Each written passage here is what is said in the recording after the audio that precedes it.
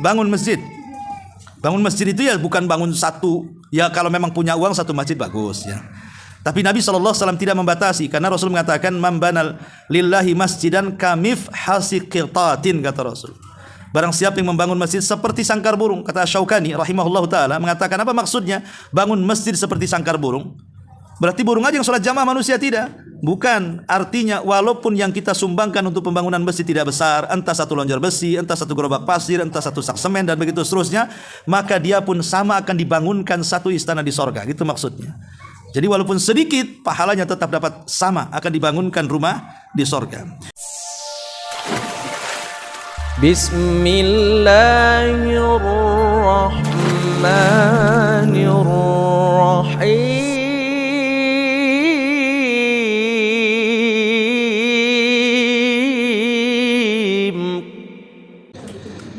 Bismillahirrahmanirrahim. Assalamualaikum warahmatullahi wabarakatuh.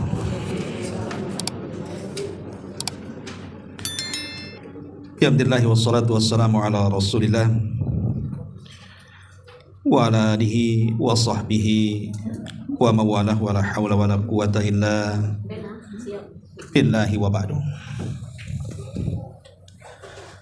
Alhamdulillah, segala puja dan puji hanya milik Allah Subhanahu wa ta'ala. Di siang ini kita bisa kembali kumpul di Saung Sunda Sawargi. Tak lupa salawat dan juga salam tetap kita hadiahkan kepada Rasul kita, qudwah kita dan uswah kita semuanya, Rasulullah Muhammad sallallahu alaihi wasallam. Pembahasan di siang hari ini kita akan membahas tentang 15 perkara yang bisa kita siapkan untuk bekal sebelum ajal kita. Ma'asyiral muslimin wal muslimat rahimakumullah. Di dalam Al-Quran kematian itu disebut dengan musibah. Sebagaimana Allah Subhanahu wa ta'ala berfirman dalam surah Al-Maidah ayat 106. Allah mengatakan fa asabatkum musibatul mauti. Maka musibah kematian itu akan menimpa kalian. Dari sini kita tahu bahwa kematian itu sebuah musibah. Ya, karena kematian itu bisa menghancurkan jiwa, membuat ketakutan manusia. Betapa banyak akibat kematian anak-anak menjadi yatim. Betapa banyak akibat kematian pemerintah bahkan negara menjadi khawatir. Bahkan kematian sendiri bisa merobohkan kesombongan orang yang sombong, bisa melemahkan kekuatan orang yang merasa kuat, karena kematian tidak mengenal siapapun. Dan kita bisa saksikan dari sejarah, dari zaman ke zaman, betapa banyak orang-orang kaya mati, raja-raja, bahkan orang-orang mulia sekelas para nabi dan rasul juga tidak luput dari kematian. Artinya kematian itu musibah. Tetapi musibah kematian ini tidak lebih besar dibandingkan musibah lalainya manusia dari kematian.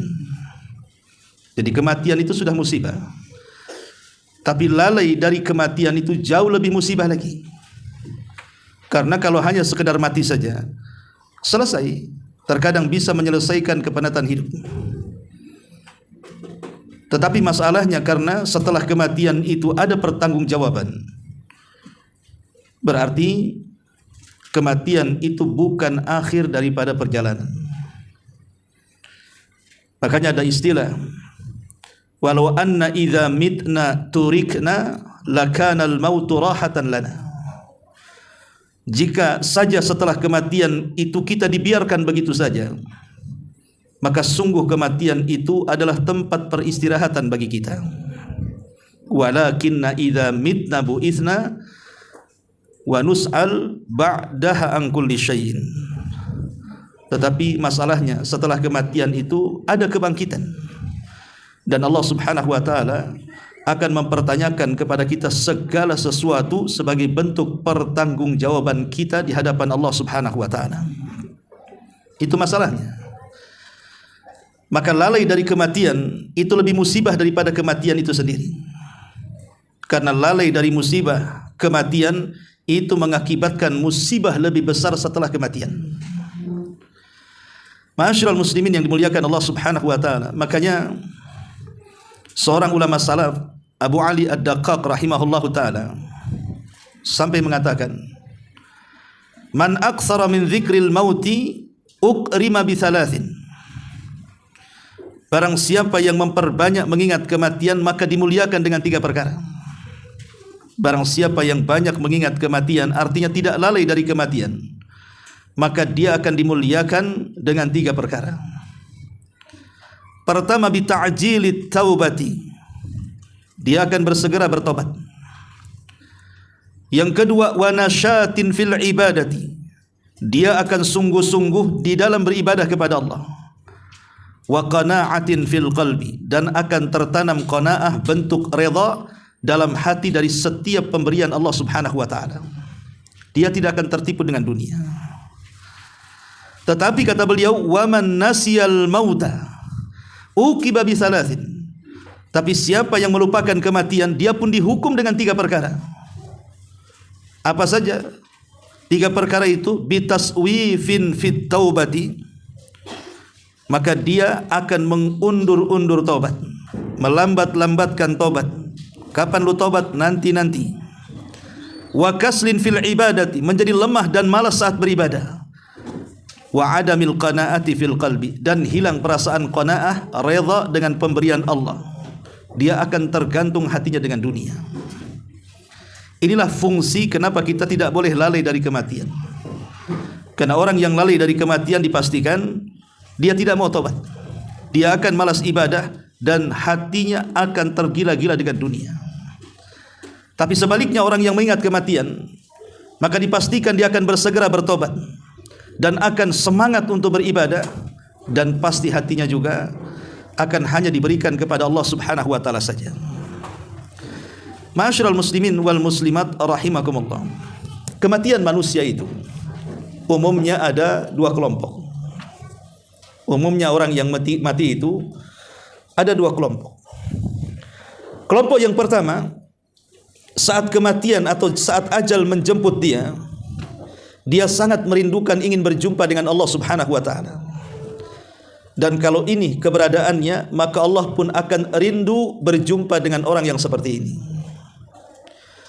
Tapi ada kelompok yang lainnya, kelompok yang saat ajalnya datang, dia benci berjumpa dengan Allah, tidak suka berjumpa dengan Allah. Maka orang yang seperti ini dipastikan Allah pun murka dan tidak suka berjumpa dengan dia. Itulah yang dikatakan Nabi SAW dalam hadis Aisyah Ummul Mukminin radhiyallahu anha. Kata Nabi SAW, man ahabba liqa Allah ahabba Allahu liqa'ah, wa man kariha liqa Allah kariha Allahu liqa'ah. Kata Nabi SAW, barang siapa yang cinta berjumpa dengan Allah, Allah cinta berjumpa dengan dia. Tapi siapa yang benci berjumpa dengan Allah, maka Allah pun benci berjumpa dengan dia. Kemudian Aisyah radhiyallahu anha bertanya kepada Nabi SAW, Rasul, bukankah kita semua benci dengan kematian? Kenapa ada orang-orang yang mereka malah senang berjumpa dengan kematian karena ingin senang berjumpa dengan Allah? Bukankah kita semua membenci kematian? Apakah ada orang yang seperti itu? Maka Nabi SAW mengatakan, ya Aisyah, dengarkan, laisa dzaka, bukan seperti itu maksudnya. Walakin, akan tetapi, kata Rasul, huwal abdus salih inda sakaratil mauti ta'tihi malaikatur rahman tubashiruhu biruhin wa raihan wa rabbin radin ghairi ghadban fayafrahu biliqa'illahi fayafrahu Allahu biliqa'i. Bukan begitu pemahamannya wahai Aisyah, kata Nabi. Tetapi di sana ada hamba yang saleh, yang tatkala sakaratul maut datang, maka malaikat-malaikat rahmat mendatanginya, kemudian menghabar gembirakan dengan wewangian yang luar biasa dan keridhaan Allah Subhanahu wa taala kepada hambanya, maka hamba itu juga akhirnya senang ingin berjumpa dengan Allah, Allah pun senang berjumpa dengan dia. Ammal abdul asi, adapun hamba yang bermaksiat, kata Nabi, fatatihi malaikatur rahman tubashiru bi sakhatin wa adzabin fayakrahu liqa Allah fayakrahu Allahu liqa'ah. Maka hamba yang lalai, yang bermaksiat, malaikat rahmat akan datang dan menghabar gembirakan dengan azab yang datang dari Allah. Maka ketika itu dia benci berjumpa dengan Allah, Allah pun benci berjumpa dengan dia. Maksudnya apa? Jadi saat manusia itu meninggal dunia, detik-detik meninggal dunia, berdasarkan riwayat sahabat Nabi SAW,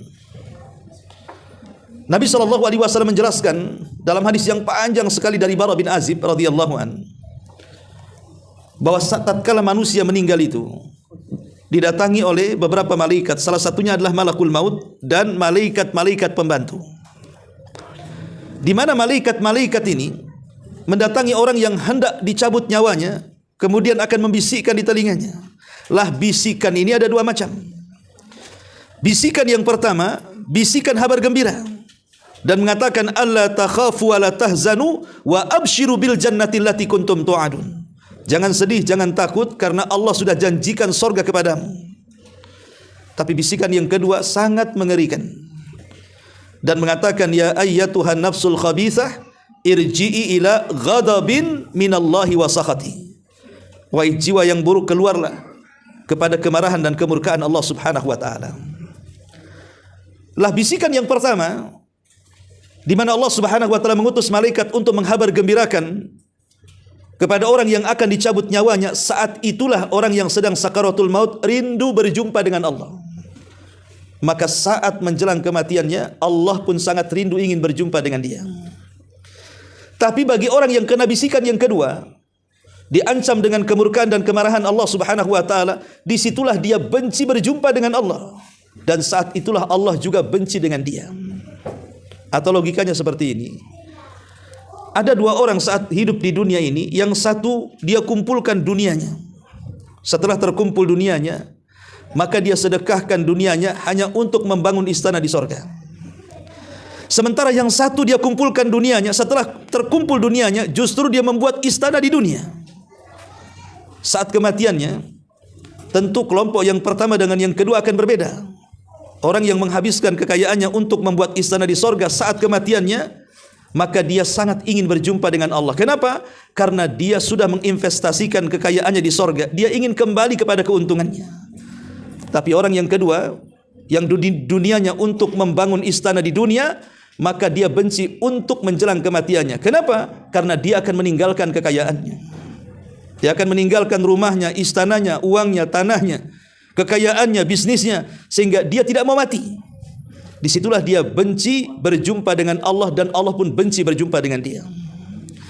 Ma'asyiral muslimin yang dimuliakan Allah Subhanahu wa taala. Makanya sudah seharusnya seorang muslim itu harus punya persiapan diri untuk menghadapi kematiannya. Abu Darda radhiyallahu an, seorang sahabat Nabi sallallahu alaihi wasallam, mengatakan saat sedang ihtidhar sakaratul maut, apa kata Abu Darda radhiyallahu an? Ala rajulun ya'malu li misli masra'i hadha, ala rajulun ya'malu li misli sa'ati hadha, ala rajulun ya'malu li misli yaumi hadha, thumma baka. Kata Abu Darda radhiyallahu an, saat detik-detik wafatnya dia mengatakan, tidakkah seseorang beramal seperti amalanku detik-detik wafatku? Tidaklah seseorang beramal dengan amalanku seperti saat ini, dan tidaklah seseorang beramal dengan amalanku seperti hari ini. Kemudian Abu Darda menangis. Datang istrinya dan mengatakan, atabki wa qad sahibta Rasulillah, bukankah engkau sudah berkawan lama, begitu lama dengan Rasul, kenapa kau masih menangis? Maka Abu Darda radhiyallahu an mengatakan, mali la abki wala adri allamun ahjam min dhunubi. Kenapa aku tidak menangis, kata Abu Darda, sementara aku tidak tahu apakah pahalaku jauh lebih besar dibandingkan dosa-dosaku, apakah balasanku lebih mulia dibandingkan azabku, apakah yang akan saya terima itu dalam bentuk kebahagiaan atau dalam bentuk azab yang akan Allah timpakan. Lihat bagaimana Abi Darda radhiyallahu anhu mengajarkan kepada kita perlunya persiapan. Kalau sekelas Abu Darda saja, persiapan kematian itu penting. Apalagi kita. Makanya Abu Hurairah radhiyallahu anhu juga sama, menjelang wafatnya dia menangis. Kemudian ketika ditanyakan kepada Abu Hurairah, "Wa ma yubkika ya Abu Hurairah?" Apa yang membuat Anda menangis wahai Abu Hurairah? Maka Abu Hurairah mengatakan, "Wallahi la abki ala dunyakum." Demi Allah aku menangis bukan karena dunia kalian. Walakinni abki ala bu'di safari wa qillati zadi wa inni asbahtu fi su'udin muhbitin ala jannatin aw narin wa la adri ayyuhuma ya'khudhu bi. Kata Abu Hurairah radhiyallahu anhu, aku menangis karena setelah kematianku ini safarku semakin jauh sementara bekalku semakin sedikit. Dan nanti aku akan dinaikkan ke sebuah tempat yang tinggi, kemudian aku akan dilemparkannya. Aku tidak tahu apakah yang menyambarku sorga ataukah neraka. Aku tidak tahu apakah yang menyambarku sorga ataukah neraka. Itulah Abu Hurairah radhiyallahu an, penghafal hadis terbanyak. Dia mengatakan perjalananku setelah kematianku sangat banyak, sangat jauh, sementara bekalku sangat sedikit. Harusnya perkataan ini bukan Abu Hurairah yang mengucapkan, tapi kita yang mengucapkannya. Karena dia sahabat Nabi SAW, kullan wa'adallahul husna. Seluruh para sahabat dijanjikan sorga, sementara kita belum ada jaminan sorga. Harusnya kata-kata ini layak kita ucapkan, bahwa safar akan terlampau melelahkan, sementara bekal tidak cukup dalam perjalanan. Maka sudah selayaknya seseorang itu merenungkan kematian dan persiapan menuju kematian. Cobalah kita renungkan sedikit, entah tengah malam, sepertiga malam habis tahajud kita berenung sedikit soal kematian. Bagaimana ketika ruh itu dicabut dari badan kita, kemudian tiba-tiba kita dihantar ke kuburan. Kemudian sampai di kuburan datang Munkar dan Nakir bertanya soal tiga soalan. Kemudian kita sendirian di sebuah ruangan hanya 1 kali 3,5 meter. Kemudian suasana gelap mencekam, suasana yang sangat menakutkan, dan begitu seterusnya. Pernahkah terbayang kalau kita ini akan sampai ke tempat itu?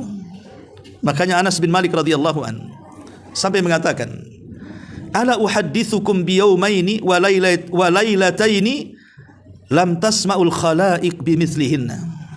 Maukah aku habarkan, kata Anas bin Malik, tentang 2 hari atau 2 malam di mana seluruh makhluk tidak pernah mendengarnya. Kata Anas bin Malik, maukah aku jelaskan kepada kalian tentang 2 hari atau 2 malam di mana seluruh makhluk tidak akan pernah mendengarnya. Kemudian Anas bin Malik mengatakan, "Awwalu yaumin yaji'ukal bashir minallahi ta'ala imma biridahu au bisakhatihi." Malam pertama adalah di malam ketika malaikat datang menemui kita untuk menjemput ajal kita. Kita tidak tahu 2 malaikat yang datang kepada kita ini, apakah yang satunya menghabar gembirakan tentang kematian kita, ataukah yang satunya menghabarkan tentang amarahnya Allah kepada kita. Dan hari itu akan sampai kepada kita saat dicabut ruh kita. Kemudian yang kedua, wa yaumun tu'radu fihi ala rabbika akhidha kitabik imma biyaminik aw bishimalik. Dan hari kedua saat dibentangkan catatan amalan kita, kita tidak tahu apakah tangan kanan kita yang mengambilnya ataukah tangan kiri. Kemudian Rasul mengatakan, wa lailatun tasta'nifu fihal mabitu fil qubur. Dan ingat, nanti kita akan menjumpai satu hari atau satu malam, di malam pertama kita masuk dalam kuburan. Di malam pertama kita masuk dalam kuburan, semua kita akan merasakannya. Logikanya, kalau seandainya kita dikurung di sebuah tempat, tempat itu mungkin berupa kamar, tidak ada kipas, tidak ada AC, tidak ada listrik, tidak ada HP, tidak ada apa-apa, hanya ruangan kosong gelap gulita. Bisa bertahan berapa hari kita dalam ruangan itu? Tidak ada makan, tidak ada minum, tidak ada manusia yang menemani. Saya kira 2-3 hari tidak akan tahan manusia. Seperti program apa itu? Uka-uka tuh. Kan ada ya, suruh digelap-gelap, suruh uka-uka tuh. Coba itu saja sudah nggak tahan itu. Ada yang sampai pingsan. Ini di kuburan nggak akan keluar lagi sampai kiamat dibangkitkan. Gimana rasanya ketakutan yang luar biasa manusia di situ. Makanya sekali lagi, pentingnya seseorang itu untuk mempersiapkan kematian kita. Ma'asyiral muslimin wal muslimat rahimakumullah. Sebelum saya jelaskan tentang persiapan-persiapan ini, tentu di dalam kematian itu, di balik itu ada hikmah yang perlu dipahami.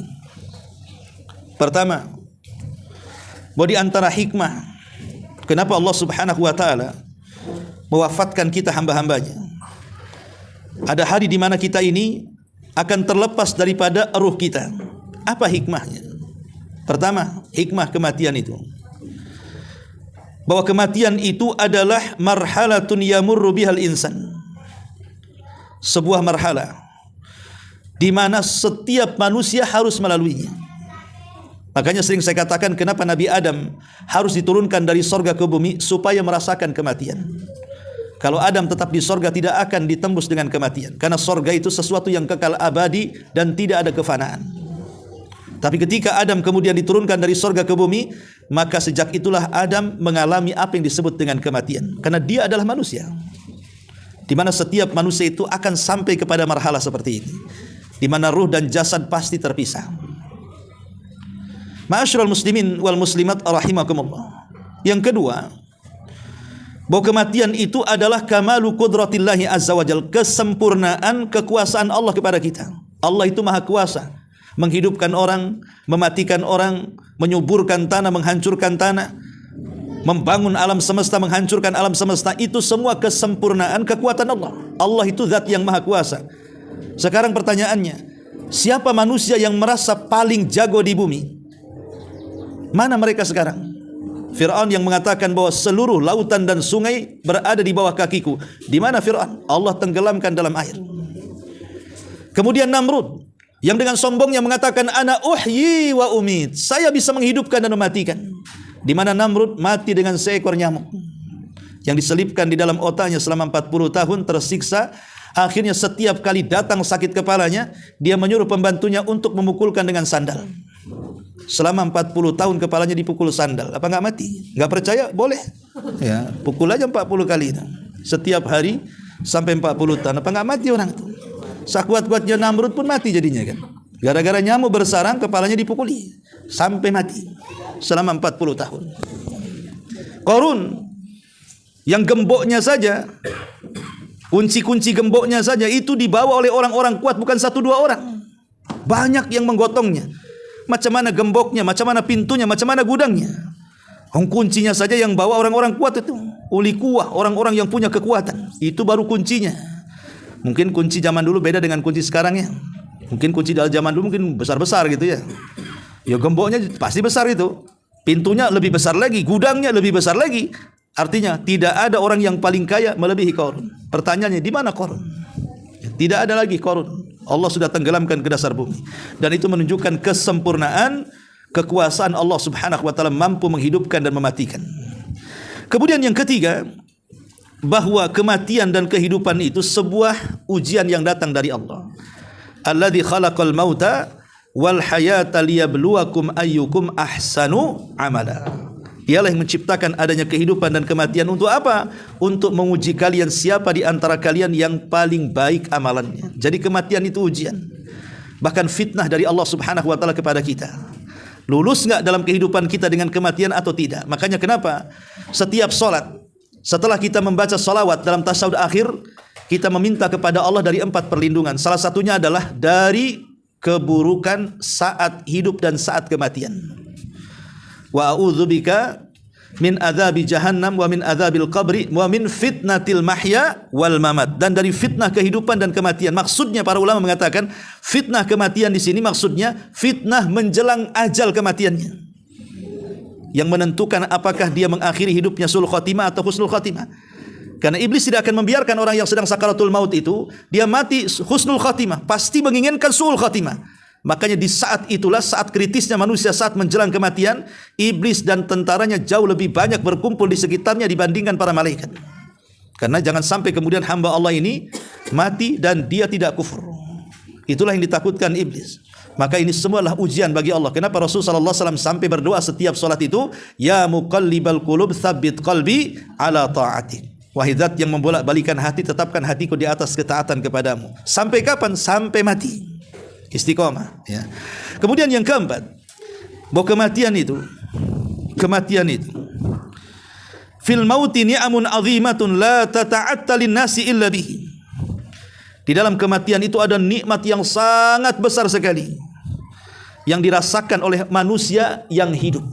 Jadi kalau ada orang mati, itu bagi orang yang hidup maka itu sebuah nikmat yang besar.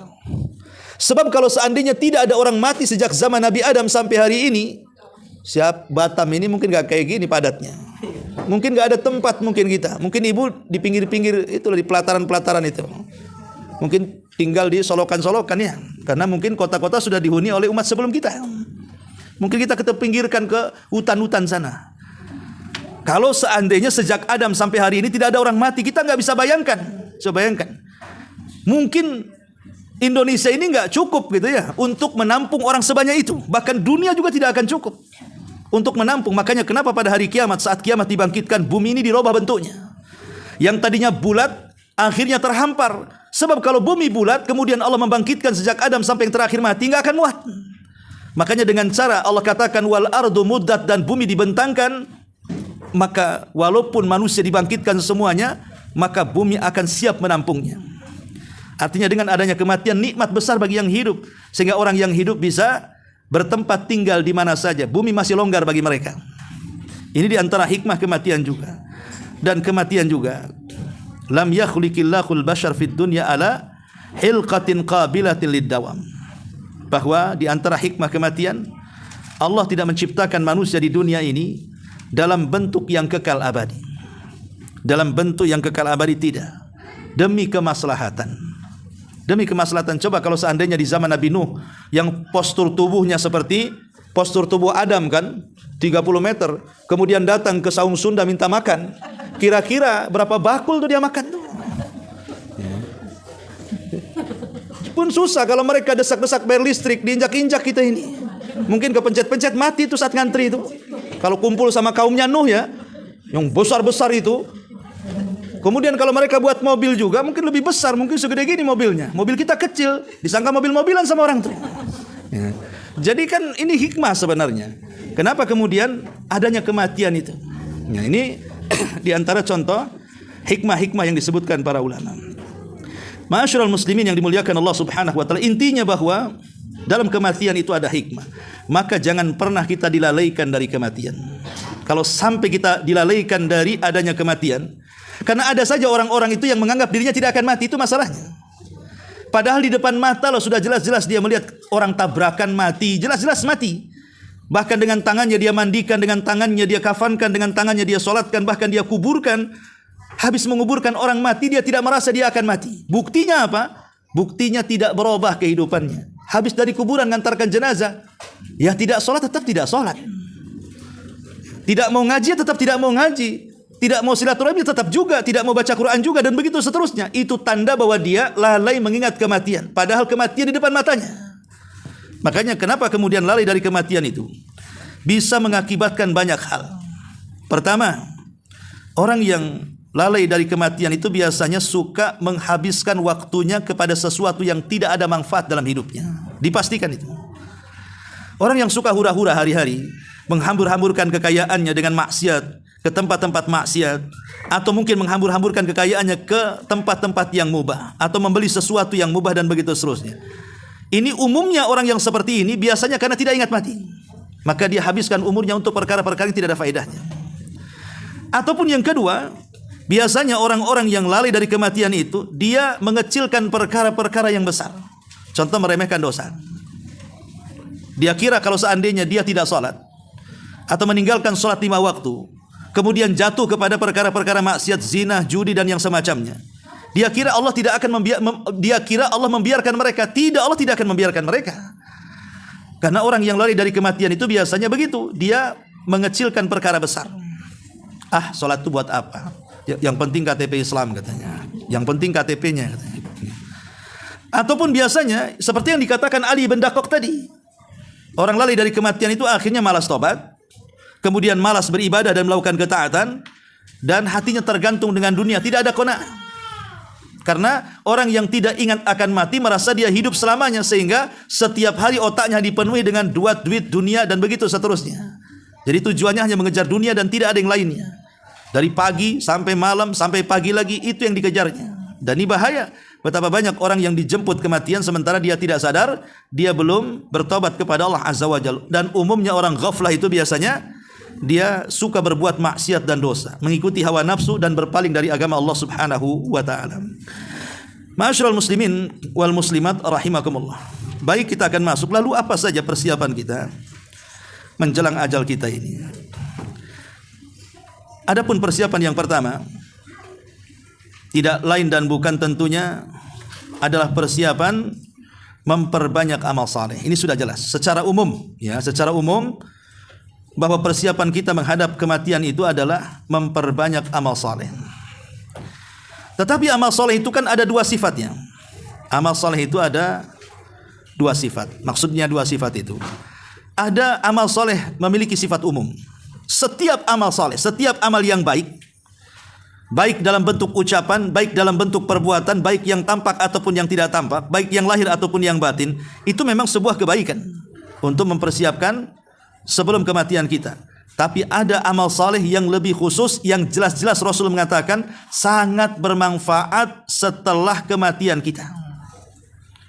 Bahkan disebutkan dalam satu redaksi hadis ada 7 amalan kan itu. Pertama, ta'limul ilmi, mengajarkan ilmu. Walaupun mungkin kita tidak mumpuni dalam hal ilmu agama, tapi ya tahulah, pamannya dia bisa baca Quran. Kita bisa mengajarkan Quran kepada orang yang belum bisa baca Quran. Atau mungkin kita tahulah tentang hukum-hukum seputar toharo, seputar ibadah, seputar sholat. Kita bisa mengajarkan kepada orang-orang yang belum sampai hukum-hukum itu kepada mereka. Coba bayangkan, minimalnya walaupun tidak kepada orang lain, kepada keluarga lah. Contoh pamannya, orang tua mengajarkan anaknya baca Fatihah.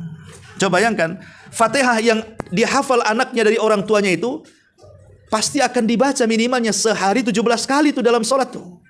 Dan itu dibaca sepanjang hayat sampai dia mati. Berarti ibu yang mengajar Fatihah kepada anak itu dia akan mendapatkan bacaan Fatihah anaknya saat sholat 17 kali dalam sehari. Sementara bacaan Quran itu 1 huruf 10 pahala. Fatihah itu berapa huruf itu? Kalikan saja kali 10. Maka orang yang mengajarkannya pun akan mendapatkan hal yang sama dengan pembacanya. Karena Rasul mengatakan man dalla ala khairin kafa'ili. Orang yang menunjukkan kebaikan itu maka dia akan mendapatkan pahala orang yang mengikutinya. Ini yang pertama. Kemudian yang kedua, ijra'un nahari. Ijra'un nahar, menjalankan air, kata Rasul. Pamannya ini di ladang-ladang lah biasanya kan. Di ladang-ladang mengalirkan air ke sawah-sawah orang, bersedekah dengan air ke ladang-ladang orang. Dan kita punya sumbernya umpamanya. Atau kita punya alat, beli mesin kemudian mengambil air dari sungai, kemudian dialirkan ke sawah-sawah warga. Maka itu amalan yang luar biasa. Kenapa demikian? Karena menyangkut jiwa manusia. Itu menyangkut jiwa manusia kan. Kalau seandainya terjadi kekeringan, manusia kelaparan bisa mati.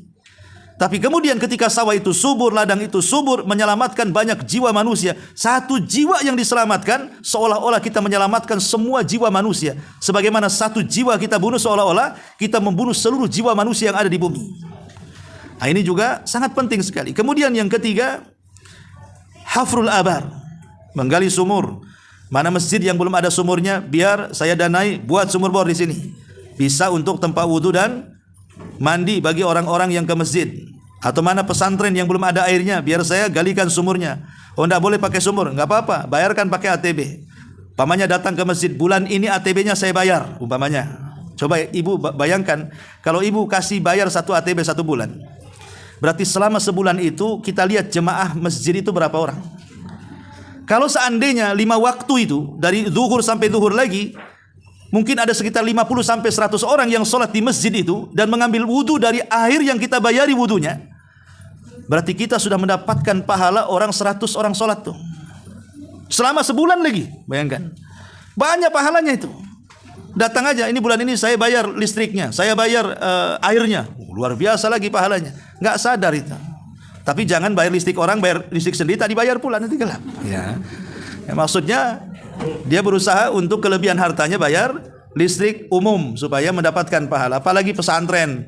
Pesantren pamannya yang tahfidz Quran itu 1000 orang. 1 bulan ibu bayari, ini listrik saya bayar. Selama 1 bulan anak-anak itu baca Quran, setiap 1 hurufnya 10 pahala. Apa nggak dapat banyak kita itu? Pahala hanya nyumbang bayar listrik 1 bulan. Jadi luar biasa. Ya, termasuk di sini hafrul abar. Ya. Kemudian yang keempat, gharasun nakhli, menanam pohon kurma. Ya kalau di Arab, kalau di kita kan manggala kan itu. Kita beli bibit-bibit mangga, kita tanam aja di pinggir-pinggir jalan itu. Kemudian kalau dia sudah berbuah, tulis saja siapa yang ambil silahkan. Jangan bakhil. Terkadang kita bakhil, codot aja nggak dikasih, diberongsongi sama ini plastik. Ya nggak boleh itu. Kelelawar aja nggak boleh makan. Itu kan bakhil sekali itu. Ya. Di mana orang kelelawar itu tak boleh, ulat-ulat pun tak boleh. Disemprotnya sama Baiklin. Ya. Jadi boleh kita nanam pohon, kemudian buahnya kita bagi-bagikan. Biarkan mereka metik. Tapi jangan memanen sendiri. Makanya tulisi satu orang minimal satu umpamanya kan. Satu karung. Ya habislah, satu aja. Baik, kemudian yang kelima, binaul masajid. Bangun masjid. Bangun masjid itu ya bukan bangun satu. Ya kalau memang punya uang satu masjid bagus ya. Tapi Nabi SAW tidak membatasi, karena Rasul mengatakan man banal lillahi masjidan kamif hasiqitatin, kata Rasul. Barang siapa yang membangun masjid seperti sangkar burung, kata Syaukani rahimahullah taala, mengatakan apa maksudnya bangun masjid seperti sangkar burung? Berarti burung aja yang sholat jamaah, manusia tidak?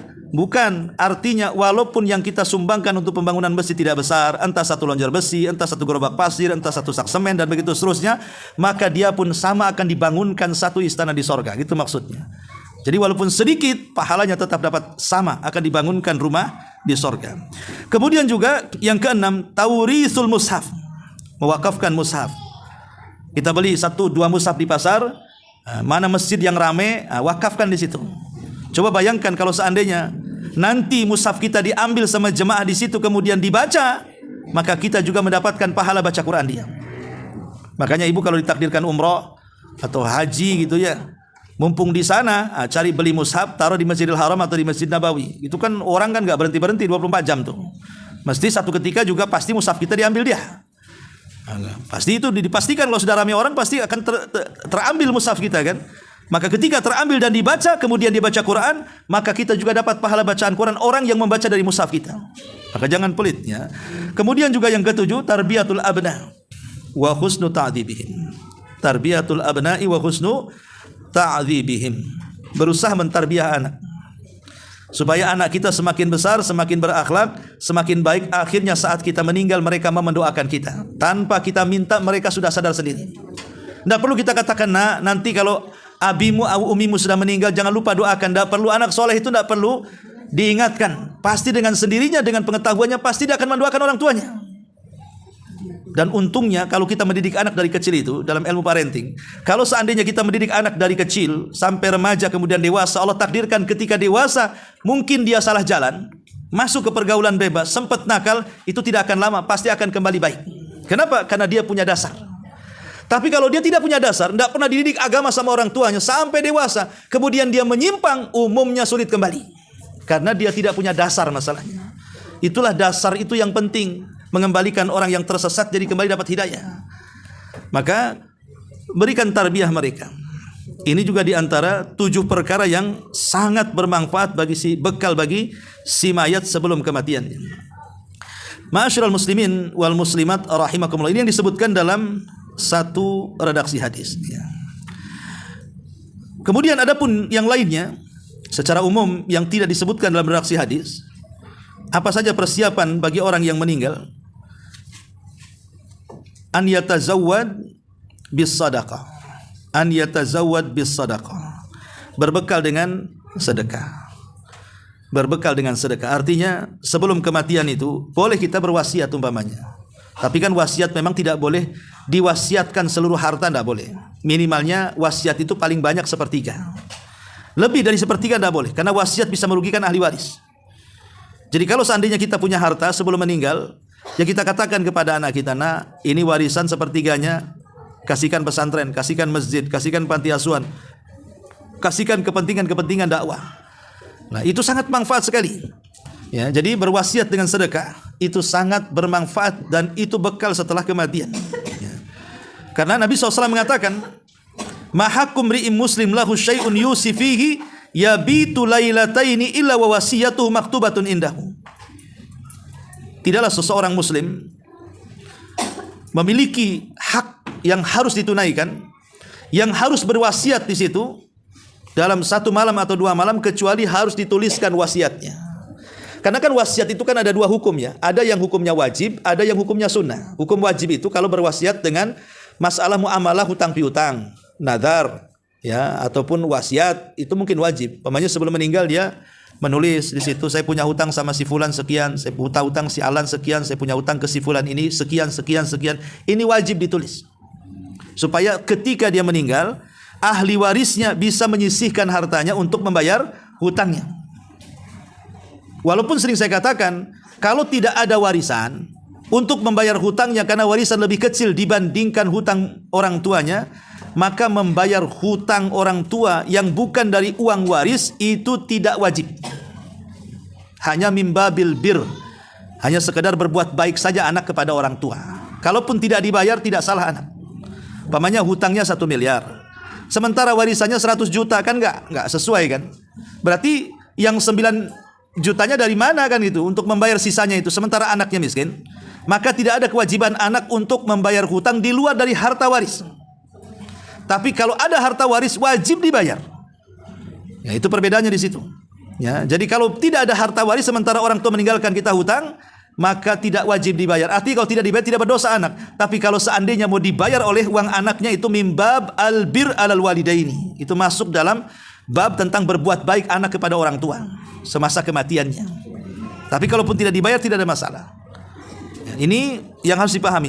Kemudian wasiat yang kedua itu wasiat yang hukumnya sunnah. Mungkin sebelum wafatnya dia kumpulkan anak-anaknya, nak, tolong jangan tinggalkan sholat, jaga adik-adikmu, ajari agama, jangan suka malas untuk hadir di majelis ilmu. Pokoknya wasiat-wasiat nasihat. Nah, itu sunnah hukumnya. Dan itu yang banyak dilakukan para ulama salaf. Ya, seperti umpamanya wasiat Umar bin Abdul Aziz kepada anak-anaknya. Dia khalifah, tapi dia tidak mewariskan kekayaan kepada anak-anaknya. Padahal anaknya banyak loh, 10 lebih. Umar bin Abdul Aziz itu. Tapi satu anaknya tidak diwariskan harta kekayaan ayahnya, padahal seorang khalifah. Hanya sedikit dirham yang ditinggalkan Umar bin Abdul Aziz itu. Tapi dia berwasiat kepada putra-putranya satu kalimat, jangan tinggalkan takwa. Jangan meninggalkan ketakwaan.